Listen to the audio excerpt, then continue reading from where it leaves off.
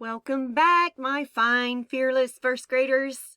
Today we will identify examples and non-examples of halves and fourths. How will we do this? We will sort examples and non-examples of halves and fourths. Why? It is important to be able to identify halves and fourths. These are halves. Say halves. Halves are two equal parts. Equal, say equal. Equal means the same. Some things that are not the same. Partition, say partition. Partition means to split or separate. Fourths, say fourths. Fourths means four equal parts. Is this circle partitioned in halves? Yes, it is. Is this circle partitioned into halves? Nope. It is not partitioned into two equal parts. This piece is much bigger than this piece. If they are not the same size, it is not halves.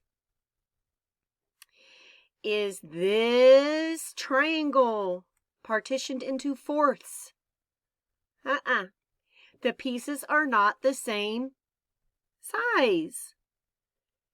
What about this rectangle? Is it partitioned into fourths? Yes, it is. All four pieces are the same size. Today you are going to drag and drop the pieces that are halves into the halves box and the pieces that are not halves into the not halves box. For example, this piece is divided into 1, 2, 3 pieces. Is that divided into halves or not halves? Correct, that is not halves. So I'm going to drag that picture over here. Now look at the star. See where it is divided on the star? The partition is in the middle. Is that in the halves or the not halves? Right, it is halves because both pieces are the same size. So you're going to do that with the rest of these shapes. Drag them and drop them into the correct category. Then on the next page, you're going to do the same thing with these shapes and drag them into the fourths category or the not fourths category. So make sure they have 4 same size pieces, 4 equal parts, and then they go into the fourths. Then when you're finished, you have your BrainPop video, your fractions video, and another fractions video.